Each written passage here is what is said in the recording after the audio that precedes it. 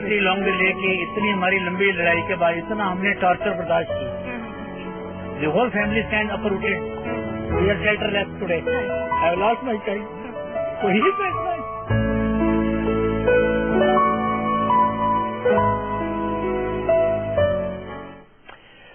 एक अच्छी बात, एक पॉजिटिव बात जो लगती है इस पूरे मामले में वो ये कि अब बहुत से हाथ एक साथ जुड़कर सामने आए हैं।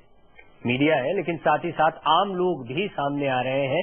आम लोग खुलकर रुचिका के लिए इंसाफ की मांग कर रहे हैं और यही वजह है कि रुचिका मामले की फिर से जांच हो सकती है।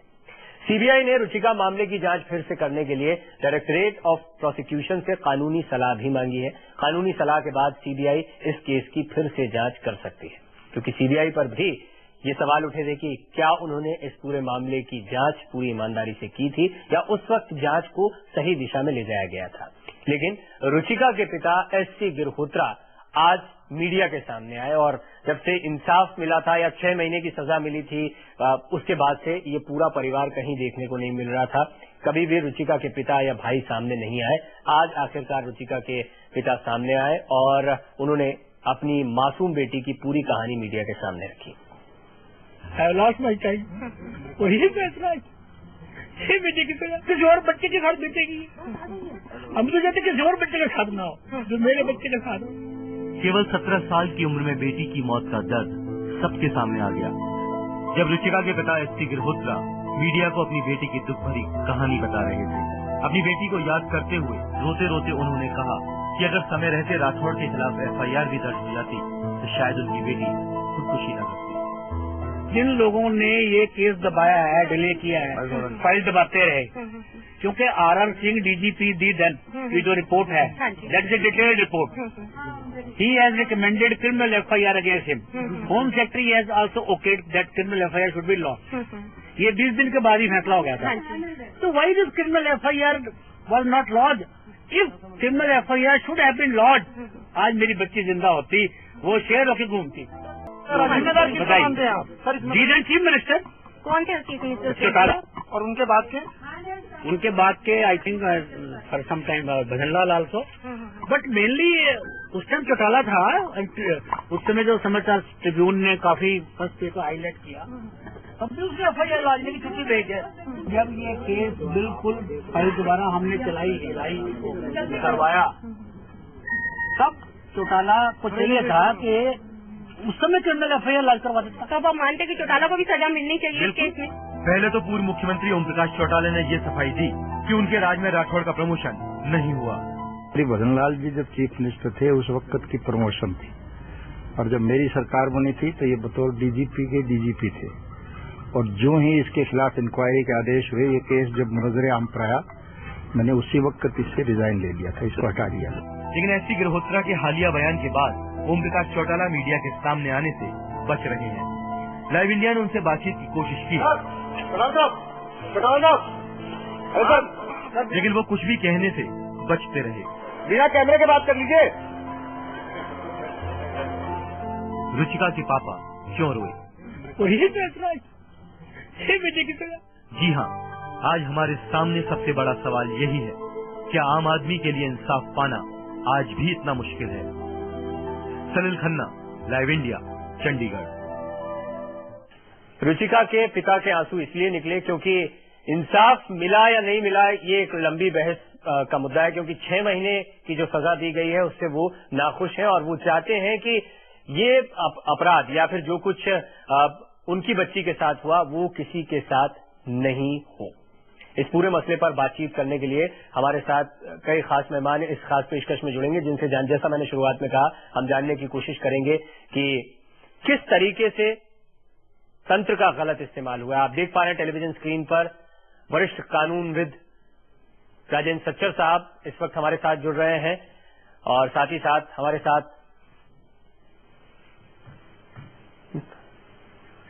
डॉक्टर MC मलिक साहब भी जुड़ रहे हैं और हरियाणा के पूर्व DGP डॉक्टर MS मलिक इस वक्त हमारे साथ मौजूद है। साथ ही साथ हमारे साथ राजेंद्र सच्चर साहब मौजूद हैं, जो कि एक वरिष्ठ कानूनविद हैं और कानून को मुझे लगता है उनसे बेहतर कोई नहीं समझता होगा। राजेंद्र सच्चर साहब, सबसे पहले आप ही से जानना चाहूंगा कि लगातार आप इस बच्ची के बारे में खबरें पढ़ रहे होंगे, इस पूरे मामले के बारे में जानकारियां आपके पास भी आ रही होगी, क्या आपको लगता है इस पूरे मामले को देखने के बाद, या क्या आपके जहन में आता है? बहुत दुख की रहम आती है कि एक इतना सीरियस चार्ज और फिर इतने रिस्पॉन्सिबल ऑफिसर के ऊपर लगे और उसका इतनी देर हो। दूसरा, मुझे ये समझ नहीं आई कि 2 साल की सजा तो इस प्रेजेंट कानून में है, फाइन की भी कोई लिमिट नहीं है, तो ये जो 6 महीने की उसने सजा दी, ये तो मजिस्ट्रेट ने कोई वजह नहीं हो सकती कि उसने कम क्यों दी। और ऐसा नहीं है कि लोगों ने पहले नहीं सोचा। आंध्र प्रदेश ने 1991 से करा हुआ है कि इस किस्म की सजा जो ऑफेंस हो उसे 5 साल तक सजा हो सकती है मिनिमम, और 7 साल तक जा सकती है। मध्य प्रदेश ने भी 5 साल की सजा करी हुई है। खैर, अब वो तो अमेंडमेंट इसमें नहीं लगेगा, तो कम से कम 2 साल की सजा और बहुत ज्यादा फाइन। तो अगर अदालत ने जब होल्ड कर दिया कि ये गिल्टी है तो होना ही चाहिए था। और ये जो सारी बहस चल रही है, मुझे समझ नहीं आ रहा कि सरकार फौरन अपील क्यों नहीं फाइल कर रही। सरकार अपील फाइल करे तो हाईकोर्ट में उसने इसके अगेंस्ट कर सकती है। अभी मैं सुन रहा था कि सीबीआई सोच रही है कि क्या कर सकते हैं। अरे करना क्या है भाई, जो ऑलरेडी गिल्टी हो चुकी है, सजा कम है, हाईकोर्ट में जाओ तो मिनिमम इस प्रेजेंट कानून में भी 2 साल सजा अगर कोर्ट फील करे और कितना जुर्माना कर सकता है। अब दूसरा जो एंगल है कि भाई पॉलिटिशियन ने इस जैसे आदमी को भी तरक्की दी और कैसे करा, तो वो तो एक इतना पॉलिटिकल स्कैंडल है और एक दुख की बात है।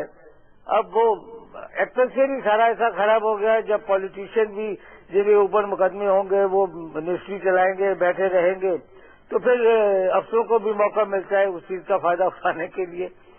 तो राजेंद्र सच्चर साहब, अगर आप ये बात कह रहे हैं, आपने अपनी एनालिसिस जो रखी है उससे तो यही लग रहा है कि इस पूरे मामले में जबरदस्त पॉलिटिकल प्रेशर रहा है और अपराध सिर्फ रुचिका की आत्महत्या या रुचिका से छेड़छाड़ तक सीमित नहीं है। ये अपराध आगे बढ़कर तंत्र के गलत इस्तेमाल का, ताकत के गलत इस्तेमाल का भी, और जैसा आपने कहा कि पॉलिटिशियन ये कर रहे हैं तो फिर अफसरों को भी ऐसा एक मौका मिल रहा है।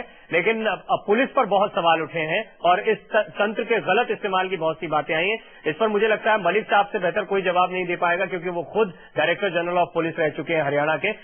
मलिक साहब, इस पर आपका भी रिएक्शन चाहूंगा, क्योंकि ये खबरें आपके सामने भी आ रही थी और आपने अभी राजेंद्र सच्चर साहब को भी सुना, जो कि एक वरिष्ठ कानूनविद हैं और खुद मुख्य न्यायाधीश रह चुके हैं दिल्ली हाईकोर्ट के, और उनके विचार आपने सुने। आपको इस पूरे मामले में क्या लगता है, क्योंकि हरियाणा पुलिस भी कटघरे में है? देखिए साहब, बहुत ही दुखद और घिनौनी हरकत है, बहुत ही दर्दनाक खबर है कि भाई एक हरियाणा पुलिस के किसी व्यक्ति विशेष ने घिनौनी हरकत की, पूरा हरियाणा पुलिस का नाम डबो दिया। और मेरी पूर्ण उनके दुख में, रुचिका परिवार के उनके दुख में शामिल हूं। और सर्वप्रथम मैं हरियाणा पुलिस की ओर से माफी भी मांगता हूं कि ये तुरंत कार्रवाई होनी चाहिए थी। लेकिन सच्चर साहब की बात से मैं सहमत हूं। इसमें मैं ये कहूंगा कि आज जो मीडिया के सामने बार बार कई एक अफसर भी आए हैं और कई बातें हो रही हैं, किसी एक व्यक्ति विशेष को बदनाम करना, केवल पहले ही मीडिया ट्रायल करना, ये तो गलत बात है। लेकिन जहां सच्चर साहब की बात है कि एक डीजीपी ने ये लिखा कि एफआईआर में भी रजिस्टर, मैं अगर डीजीपी उस टाइम पर होता तो एफआईआर तुरंत रजिस्टर हो जाती, उसमें देरी क्या है। यही उदाहरण मैं श्री केपीएस गिल साहब का जो मामला था, उस टाइम पर चंडीगढ़ में वीके सिंह आईजी थे, उन्होंने किसी से नहीं पूछा, तुरंत एफआईआर दर्ज होगी, बाद में तुरंत उस केस का चालान भी दे दिया गया। तो एफआईआर उसी टाइम पर, जिस टाइम ये घटना हुई, बजाय फाइलों में उलझ के डीजीपी ने उसी टाइम नीचे डीआईजी रेंज या एसपी और एसएच को कहना चाहिए था एफआईआर दर्ज की जाए। एफआईआर दर्ज उसी टाइम होनी चाहिए। मलिक साहब, ये एक बहुत टेक्निकल मामला है और मुझे लगता है आप मुझसे बेहतर आप इस बात को समझ पाएंगे, लेकिन इस पर कुछ और वर्जन्स हमारे पास आए हैं। उस वक्त के डीजीपी ये कहते हैं कि उन्होंने कार्रवाई की थी, उन्हें लगा था कि इस पूरे मामले में ये दोषी है, ये पुलिस अधिकारी दोषी है, कार्रवाई होनी चाहिए। सीएम के पास फाइल भेज दी गई थी, लेकिन वहां से मामला उलझ गया। जैसा मैंने कहा, ये क्या तकनीक है और ये विरोधाभास बयानों में क्यों है? जो बात आपने कही या जो बात उस समय के डीजीपी कह रहे हैं, उसमें विरोधाभास क्यों है, ये हम आपसे जरूर जानने की कोशिश करेंगे। एक छोटा सा ब्रेक उससे पहले लेना है।